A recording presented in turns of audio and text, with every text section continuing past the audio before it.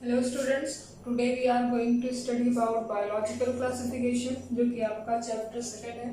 Previous class में हमने chapter first complete कर लिया था। आज हम चैप्टर सेकंड के बारे में डिस्कस करेंगे, जो कि है क्या, biological classification. Biological classification.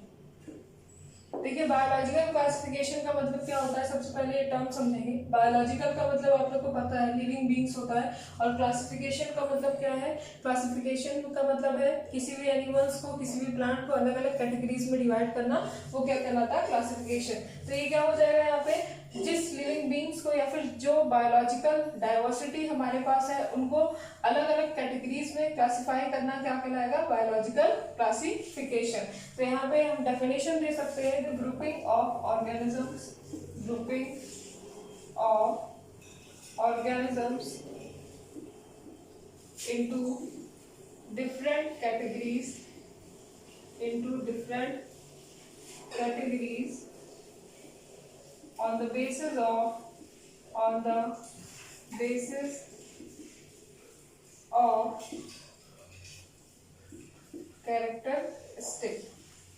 Characteristics. तो देखिए, किसी भी ऑर्गेनिज्म को, किसी भी लिविंग बीइंग को अलग अलग कैटेगरीज में डिवाइड करना, उसके कैरेक्टरिस्टिक के बेसिस पे क्या कहलाता है, बायोलॉजिकल क्लासिफिकेशन। तो देखिए, यहाँ पे जो क्लासिफिकेशन था, जैसे कि हम लोग क्या करते हैं स्कूल्स में, स्टूडेंट्स को डिवाइड कर देते हैं अलग अलग क्लास में। जैसे कि कॉमर्स के बच्चों को अलग क्लास में डिवाइड कर दिया, और जो बायो के बच्चे होते हैं उनको अलग कैटेगरी में डिवाइड कर दिया, और जो ह्यूमैनिटीज के बच्चे होते हैं उनको अलग कैटेगरी में, मैथ्स को अलग कैटेगरी में। तो अलग अलग उनके कैरेक्टरिस्टिक के बेसिस पे हम क्या करते हैं, उनको डिवाइड कर देते हैं अलग अलग क्लास में, अलग अलग कैटेगरी में। इसी तरह से जितने भी बायोडाइवर्सिटी होते हैं उनमें भी क्या होता है, उनके कैरेक्टरिस्टिक के बेसिस पे उन्हें डिवाइड किया जाता है, जिसे हम बायोलॉजिकल क्लासिफिकेशन कहेंगे। अब देखिए, यहाँ पे बहुत सारे साइंटिस्ट थे, ठीक है, बहुत सारे साइंटिस्ट थे जिन्होंने बायोलॉजिकल क्लासिफिकेशन को अटेम्प्ट किया था। बायोलॉजिकल क्लासिफिकेशन को बहुत सारे साइंटिस्ट ने अटेम्प्ट किया था। तो सबसे पहला अटेम्प्ट था एरिस्टोटल का। एरिस्टोटल को फादर ऑफ जूलॉजी या फिर फादर ऑफ बायोलॉजी भी कहा जाता है। एरिस्टोटल ने टू किंगडम क्लासिफिकेशन दिया, और इसमें किस बेसिस पे, किस कैरेक्टरिस्टिक के बेसिस पे इन्होंने डिवाइड किया था टू किंगडम क्लासिफिकेशन को। देखिए, टू किंगडम क्लासिफिकेशन को, जितनी भी बायोडाइवर्सिटी है उसको दो कैटेगरीज में डिवाइड किया। फर्स्ट था kingdom plantae and second one is kingdom animalia. तो देखिए, किस बेसिस पे इन्होंने डिवाइड किया था। किंगडम प्लांटिया को इन्होंने डिवाइड किया था on the basis of herb, shrub and tree. और एनिमेलिया को किस बेसिस पे डिवाइड किया था, presence of red blood cell, या फिर कह सकते हैं प्रेजेंस ऑफ रेड ब्लड, और एब्सेंस ऑफ रेड ब्लड। तो ये था इनका क्लासिफिकेशन। एरिस्टोटल ने टू किंगडम क्लासिफिकेशन, सबसे पहला अटेम्प्ट इन्हीं का था। तो एरिस्टोटल ने क्या किया था, टू किंगडम क्लासिफिकेशन दिया, जिसमें इन्होंने प्लांटिया और एनिमेलिया को on the basis of herb, shrub और ट्री के बेसिस पे प्लांट को डिवाइड किया, और एनिमेलिया को on the presence of red blood और एब्सेंस ऑफ रेड ब्लड के बेसिस पे डिवाइड किया। बट क्या ये कंप्लीट क्लासिफिकेशन है? क्या आप इसे एक कंप्लीट क्लासिफिकेशन कह सकते हैं? बिल्कुल नहीं, क्योंकि यहाँ पे ये जो प्लांटिया और एनिमेलिया जिस बेसिस पे ये डिवाइड हुए हैं, अभी भी कुछ ऐसे ऑर्गेनिज्म थे जिनके बारे में कोई बात ही नहीं हुई थी। जैसे कि आप कह सकते हैं यूनिसेलुलर ऑर्गेनिज्म थे, प्रोकैरियोटिक ऑर्गेनिज्म थे, उनके बारे में कोई भी यहाँ पे डिस्कशन नहीं हुआ था, और उनको किसी भी कैटेगरीज में डिवाइड नहीं किया गया था। तो इनका जो बेसिस ऑफ क्लासिफिकेशन था वो इनकम्प्लीट था और अनसेटिस्फाइड था। अब देखिए, दूसरे जो साइंटिस्ट थे, कार्लोस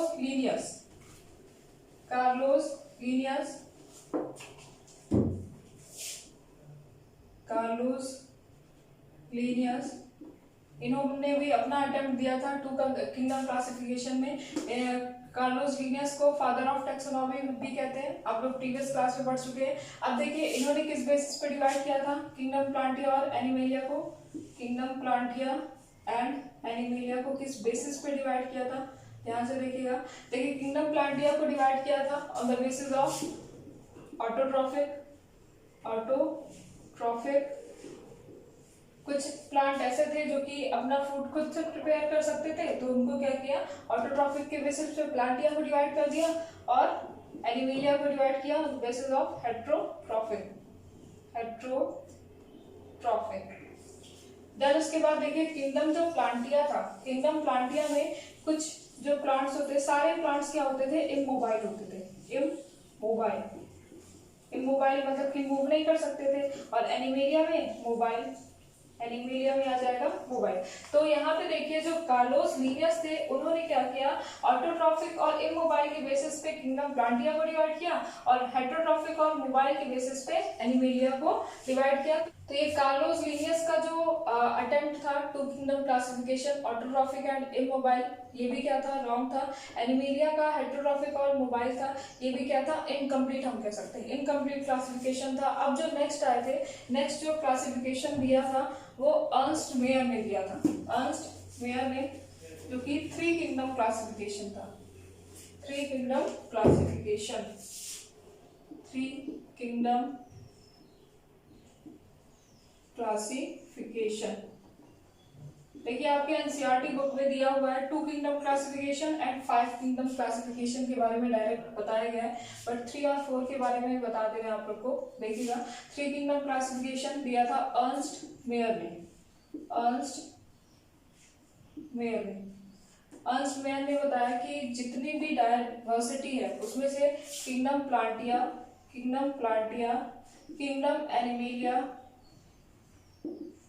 के अलावा कुछ ऐसे एनिमल्स भी होते हैं जो कि क्या होते हैं, यूनिसेलुलर होते हैं, यूनिसेलुलर यूकैरियोट्स होते हैं, और जितने भी यूनिसेलुलर यूकैरियोट्स होते हैं उनको डिवाइड कर दिया किंगडम प्रोटिस्टा में। ध्यान दीजिएगा यहाँ पे एरिस्टोटल और कार्लोस ने अटेम्प्ट किया था प्लांटिया और एनिमेलिया को, इसके बारे में बताया। देन उसके बाद अर्नस्ट मेयर जो है उन्होंने प्रोटिस्टा के बारे में बताया। प्रोटिस्टा क्या था, प्रोटिस्टा ऐसा किंगडम था, ऐसी डायवर्सिटी थी जिसमें कौन से एनिमल्स आते थे, यूनिसेलुलर एनिमल्स या प्लांट्स, एनिमल्स और प्लांट्स दोनों आएंगे, unicellular plus eukaryotes, unicellular eukaryote. जितने भी 1 सेल वाले ऑर्गेनिज्म और वेल डेवलप जो न्यूक्लियस वाले ऑर्गेनिज्म थे उनको रखा गया किंगडम प्रोटिस्टा में। तो ये 3 किंगडम क्लासिफिकेशन दिया था किसने, अर्नस्ट मेयर ने। अब आइए आते हैं 4 किंगडम क्लासिफिकेशन में, क्योंकि ये अर्नस्ट मेयर का भी जो क्लासिफिकेशन था वो क्या था, इनकम्प्लीट था, क्योंकि बहुत सारे ऐसे भी एनिमल होते हैं जो कि क्या होते हैं, यूनिसेलुलर तो होते हैं बट प्रोकैरियोट्स होंगे, जैसे कि बैक्टीरिया। तो आइए देखते हैं नेक्स्ट किंगडम के बारे में।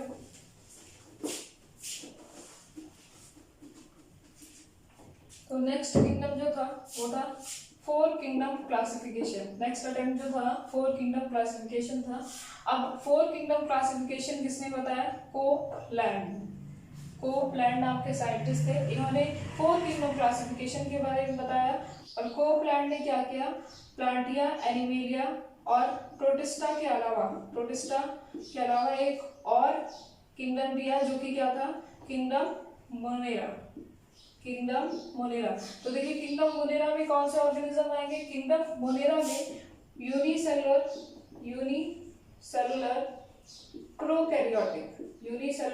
प्रोकैरियोटिक, जितने भी एनिमल पूरी बायोडाइवर्सिटी में सिंगल सेल वाले और प्रोकैरियोट होते हैं। यहाँ पे ध्यान दीजिएगा, यहाँ पे प्रोटिस्टा क्या था, यूनिसेलुलर यूकैरियोट्स था, और यहाँ पे किंगडम मोनेरा जो है वो क्या है, यूनिसेलुलर प्रोकैरियोटिक है। तो देखिए सिंगल सेल है, दोनों सिंगल सेल है, बट डिफरेंस क्या है, एक ही डिफरेंस है, ये क्या होता है, मोनेरा क्या होता है, प्रोकैरियोट में आता है, और प्रोटिस्टा क्या आता है, यूकैरियोट में। प्रोकैरियोटिक का मतलब पता है आपको, इसमें क्या होता है, वेल डेवलप न्यूक्लियस नहीं प्रेजेंट होता, और यूकैरियोट में क्या होता है, वेल डेवलप न्यूक्लियस प्रेजेंट होगा। तो प्रोटिस्टा जो किंगडम था उसमें यूनिसेलुलर यूकैरियोटिक थे, और मोनेरा में क्या था, यूनिसेलुलर प्रोकैरियोटिक एनिमल थे। अगर आप इसका एग्जांपल लेना चाहें तो प्रोटिस्टा में आ जाएगा क्लेमाइडोमोनास, ये क्या है, एक एल्गा है जो कि यूनिसेलुलर यूकैरियोट होता है। और अगर एनिमल्स की बात करें तो इसमें आ जाएगा यूग्लिना एंड अमीबा। नेक्स्ट इसके बारे में मोनेरा के बारे में बात करें यूनिसेलुलर यूकैरियोट, तो जितने भी बैक्टीरिया होते हैं, जितने भी बैक्टीरिया ऑल ओवर वर्ल्ड में जितने भी बैक्टीरिया होते हैं उनको किंगडम मोनेरा में रखा गया। तो ये था 4 किंगडम क्लासिफिकेशन जो कि दिया था कोलैंड ने। अब बात करते हैं 5 किंगडम क्लासिफिकेशन की। 5 किंगडम क्लासिफिकेशन जो था वो दिया था आर.एच. विटकर, क्योंकि ये भी क्या था, एक इनकम्प्लीट अनसेटिस्फाइड क्या था क्लासिफिकेशन माना गया था। तो कुछ ऐसे भी एनिमल्स थे जो कि ना तो प्लांट में आते थे ना तो एनिमल्स में आते थे, तो उनके लिए एक अलग क्लासिफिकेशन दिया गया, एक अलग किंगडम दिया गया जो कि क्या था, किंगडम फंजाई। किंगडम फंजाई और जो कि दिया था आर.एच. विटकर ने। आर.एच. विटकर ने इन्होंने दिया था 5 किंगडम क्लासिफिकेशन।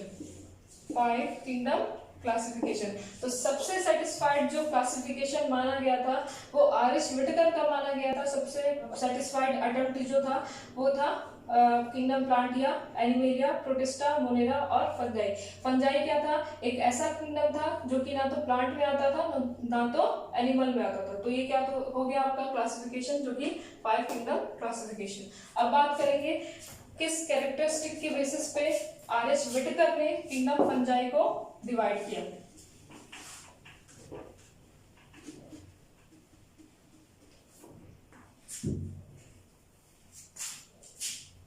अब देखिए बात करते हैं आर.एच. विटकर ने किस कैरेक्टरिस्टिक के बेसिस पे 5 किंगडम क्लासिफिकेशन दिया। तो सबसे पहला कैरेक्टरिस्टिक क्या था, सबसे पहला कैरेक्टरिस्टिक इन्होंने देखा cellular organisation. Cellular organisation. Then उसके बाद इन्होंने बताया mode of nutrition. Mode of nutrition. Then इसके बाद इन्होंने बताया mode of reproduction. Mode of reproduction. Fourth था थैलस ऑर्गेनाइजेशन। थैलस और organisation. Thallus organisation. And the last one is phylogenetic relationship. Phylogenetic relationship. तो इन कैरेक्टरिस्टिक के बेसिस पे आर.एच. विटकर ने 5 किंगडम क्लासिफिकेशन दिया था और सबसे सेटिस्फाइड जो क्लासिफिकेशन था वो क्या था, आर.एच. विटकर का ही क्लासिफिकेशन था। सबसे पहले इन्होंने सेलुलर ऑर्गेनाइजेशन के बेसिस पे मोड ऑफ न्यूट्रिशन कैसा है, डाइवर्सिटी का मोड ऑफ रिप्रोडक्शन कैसा है, थैलस ऑर्गेनाइजेशन कैसा है। थैलस ऑर्गेनाइजेशन का मतलब है कि वो डिफरेंशिएट है कि नहीं। अगर कोई प्लांट की अगर हम बात करें तो प्लांट डिफरेंशिएट होती है ब्रांचेस में, ब्रांच में डिफरेंशिएट होती है, या फिर आप कह सकते हैं कि स्टेम में डिफरेंशिएट होती है, लीव्स में डिफरेंशिएट होती है। तो थैलस ऑर्गेनाइजेशन का मतलब है कि बॉडी डिफरेंशिएट है या नहीं। Phylogenetic relationship. फाइलोजेनेटिक रिलेशनशिप का मतलब होता है कि कौन से ऑर्गेनिज्म, जैसे कि ह्यूमन बीइंग होते हैं, वो हमारे एंसेस्टर से कितने सिमिलर है, हमारा जो एवोल्यूशन हुआ है वो हमारे एंसेस्टर से कितना हुआ है। तो फाइलोजेनेटिक रिलेशनशिप में क्या करते हैं, हम किसी भी ऑर्गेनिज्म को उसके एंसेस्टर से क्या करते हैं, रिलेट करते हैं। तो ये क्या कहलाता है, फाइलोजेनेटिक रिलेशनशिप। तो ये था क्या, आर.एच. विटकर 5 किंगडम क्लासिफिकेशन जो कि सबसे सेटिस्फाइड क्लासिफिकेशन था। तो देखिए अब लास्ट हम डिस्कस करेंगे 5 किंगडम कैरेक्टरिस्टिक के बारे में। कौन कौन से 5 किंगडम, कौन कौन से कैरेक्टरिस्टिक थे जिनके बेसिस पे 5 किंगडम क्लासिफिकेशन को डिवाइड किया गया था। तो देखिए सबसे पहले सेल टाइप, ठीक है, इनका सेल टाइप देखा गया था। सेल टाइप कैसा था, वो प्रोकैरियोट्स थे या फिर यूकैरियोट। तो देखिए सबसे पहले मोनेरा की अगर बात करें तो मोनेरा में क्या होता है, जितने भी ऑल ओवर वर्ल्ड में जितने भी बैक्टीरिया होते हैं उनको डिवाइड किया गया है किंगडम मोनेरा में। और फर्दर इसको डिवाइड कर दिया गया है 2 कैटेगरीज में, that is Archie bacteria and you bacteria. Bacteria क्या होता है, ये देखिए आर्की बैक्टीरिया और यू बैक्टीरिया। आर्की बैक्टीरिया ऐसे बैक्टीरिया होते हैं जो कि वेल डिफाइंड नहीं होते, मतलब कह सकते हैं हम ये बहुत ज्यादा हॉट क्लाइमेट में, एक्सट्रीमली हॉट क्लाइमेट में क्या कर सकते हैं, सरवाइव कर सकते हैं। और यू बैक्टीरिया ऐसे बैक्टीरिया होते हैं जो कि वेल डेवलप होंगे। तो इनके बारे में हम आगे फर्दर डिटेल में स्टडी करेंगे। तो सबसे पहले अगर सेल टाइप के बारे में बात करें तो सेल टाइप, ठीक है, सेल टाइप कैसी होती है किंगडम मोनेरा में, प्रोकैरियोट प्रोकैरियोट होती है, और प्रोटिस्टा में कैसे होगी, यूकैरियोट, यूकैरियोट। देखिए यहाँ पे मेडिकल में ये क्वेश्चन बहुत पूछा जाता है नीट में कि कौन सा ऑर्गेनिज्म प्रोकैरियोट यूनिसेलुलर होता है और कौन सा ऑर्गेनिज्म यूकैरियोट यूनिसेलुलर होते हैं। देखिए मोनेरा और प्रोटिस्टा दोनों क्या है, यूनिसेलुलर ऑर्गेनिज्म है, दोनों क्या है, यूनिसेलुलर ऑर्गेनिज्म है, बट ये क्या होता है, प्रोकैरियोट में आता है, और ये क्या होता है, यूकैरियोट में। इनमें वेल डिफाइंड न्यूक्लियस प्रेजेंट नहीं होता और इनमें क्या होता है, वेल डिफाइंड न्यूक्लियस प्रेजेंट होता है। तो इसलिए ध्यान रखिएगा कि जो प्रोकैरियोट यूनिसेलुलर होते हैं वो मोनेरा होते हैं, और जो यूकैरियोट यूनिसेलुलर होते हैं वो प्रोटिस्टा में आते हैं। तब इसके बाद फंजाई का अगर सेल टाइप देखें तो फंजाई का सेल टाइप कैसा होगा, it is also eukaryotes. Then plantae is also eukaryote, और एनिमेलिया भी क्या होता है, यूकैरियोट्स में आएगा। देन इसके बाद सेल वॉल की अगर बात करें, सेल वॉल किसमें प्रेजेंट होती है और किसमें एब्सेंट होती है, और अगर प्रेजेंट भी होती है तो वो किस चीज की बनी होती है। तो सबसे पहले मोनेरा की बात करें तो मोनेरा की जो सेल वॉल होती है वो पॉलीसैकेराइड की बनी हुई, पॉलीसैकेराइड। देखिए पॉलीसैकेराइड क्या है, सैकेराइड का मतलब यहाँ पे होता है शुगर, जो ग्लूकोज होता है शुगर, और पॉली का मतलब क्या हो जाएगा यहाँ पे, मैनी। मोनोसैकेराइड आप कहते हैं, मोनोसैकेराइड का मतलब है सिर्फ और सिर्फ एक शुगर, और पॉलीसैकेराइड का मतलब होगा बहुत सारे जो शुगर होते हैं वो आपस में कंस्टिट्यूट होकर बनाते हैं पॉलीसैकेराइड। तो यहाँ पे जो मोनेरा की सेल वॉल होती है वो बनी होती है पॉलीसैकेराइड की। अब देखिए प्रोटिस्टा जो होते हैं वो नॉन सेलुलोज होंगे, नॉन सेलुलोज। देन उसके बाद अगर बात करें फंजाई की तो फंजाई का जो सेल वॉल होगा वो कैसा होगा, वो सेल वॉल इनका बना होता है काइटिन का, ठीक है, काइटिन का। अब देखिए काइटिन क्या है, chitin N acetyl glucose amine नाम के सब्सटेंस से क्या होता है, फॉर्म होता है। देन उसके बाद आते हैं प्लांटिया में, तो प्लांटिया का जो सेल वॉल है वो सेलुलोज का बना होगा, और क्या एनिमेलिया में सेल वॉल प्रेजेंट होता है, बिल्कुल नहीं। तो इसमें क्या होगा, cell wall is absent. Next इसके बाद देखते हैं न्यूक्लियर मेम्ब्रेन। न्यूक्लियर मेम्ब्रेन कैसी होती है, मोनेरा की न्यूक्लियर मेम्ब्रेन कैसी होगी, मोनेरा की जो न्यूक्लियर मेम्ब्रेन होती है, ध्यान दीजिएगा यहाँ पे ये क्या है, सेल है, और सेल के अंदर क्या है, न्यूक्लियस है। तो न्यूक्लियस के बाहर जो एक लेयर होती है, न्यूक्लियस में जो लेयर होती है इसे क्या कहते हैं, न्यूक्लियर मेम्ब्रेन कहते हैं। तो प्रोकैरियोट्स में ये मेम्ब्रेन क्या होती है, टोटली एब्सेंट होती है। तो यहाँ पे अगर किंगडम मोनेरा की बात करें तो क्योंकि ये क्या है, प्रोकैरियोट है, तो इसमें क्या होगा, इसमें न्यूक्लियर मेम्ब्रेन एब्सेंट होगा, तो यहाँ पे लिख सकते हैं एब्सेंट। देन इसके बाद न्यूक्लियर मेम्ब्रेन प्रोटिस्टा में प्रेजेंट होगा, बिल्कुल प्रेजेंट होगा, क्योंकि ये क्या है, यूकैरियोट है, तो ये क्या हो जाएगा, प्रेजेंट। यहाँ पे भी क्या होगा, प्रेजेंट, क्योंकि यूकैरियोट है, और प्लांटिया में भी क्या होगा, प्रेजेंट, और एनिमेलिया में भी क्या होगा, प्रेजेंट।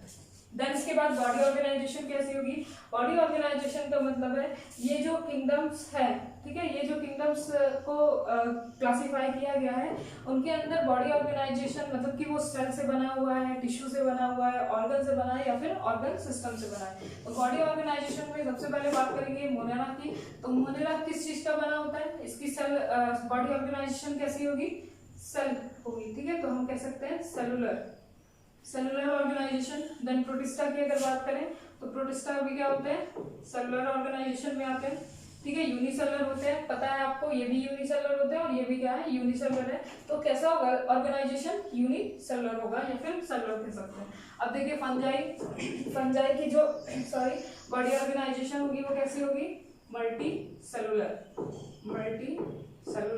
देन उसके बाद अगर प्लांटिया की बात करें तो ये बहुत सारे टिश्यूज से बने होते हैं, तो टिश्यू लेवल ऑफ ऑर्गेनाइजेशन होगा इनका। एनिमेलिया की बात करें तो एनिमेलिया में और भी ज्यादा डेवलप होता है इनका बॉडी ऑर्गेनाइजेशन, ऑर्गन और ऑर्गन सिस्टम भी इनमें प्रेजेंट होते हैं। तो यहाँ हम लिख सकते हैं organ and organ system.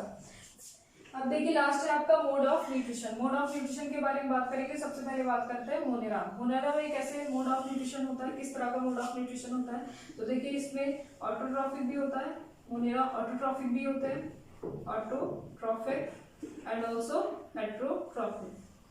Heterotrophic. सबसे ज्यादा इस्तेमाल करते हैं ये ऑटोट्रॉफिक का जो कीमोसिंथेसिस है, कीमोसिंथेसिस मतलब कि ये केमिकल का यूज करके अपना फूड प्रिपेयर करते हैं। और हेट्रोट्रॉफिक में ये यूज करते हैं saprophytic and parasitic. Saprophytic means dead और डिकेइंग मैटर में भी ये फीड कर सकते हैं, और पैरासिटिक का मतलब है किसी लिविंग की बॉडी में सर्वाइव करके उनसे फीड करेंगे। देन उसके बाद अगर बात करें प्रोटिस्टा की, तो प्रोटिस्टा का मोड ऑफ न्यूट्रिशन कैसा होता है, ये भी ऑटोट्रॉफिक एंड ऑल्सो हेट्रोट्रॉफिक। तो देखिए यहाँ पे ऑटोट्रॉफिक की अगर बात करें तो कुछ जो एल्गा होते हैं, एल्गा या फिर यूग्लिना क्या करता है, ऑटोट्रॉफिक और हेट्रोट्रॉफिक दोनों में आता है। Alga autotrophic mode of nutrition का इस्तेमाल करेंगे, और कुछ जो एनिमल्स होते हैं, अमीबा की बात करें, अमीबा, यूग्लिना,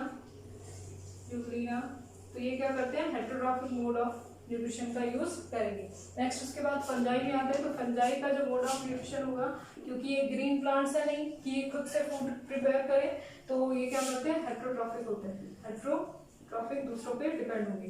नेक्स्ट उसके बाद आते हैं हम किंगडम प्लाटिया में। किंगडम प्लाटिया प्लांट्स इंक्लूड है इसमें, जितने भी ग्रीन प्लांट्स होंगे वो क्या होते हैं, ऑटोट्रॉफिक पे होंगे, ऑटोट्रॉफिक। नेक्स्ट उसके बाद एनिमेलिया क्या होता है, हेट्रोट्रॉफिक। तो देखिए इन क्लासिफिकेशन के बेसिस पे क्या किया गया था, 5 किंगडम क्लासिफिकेशन को डिवाइड किया गया था। तो this is all about biological classification.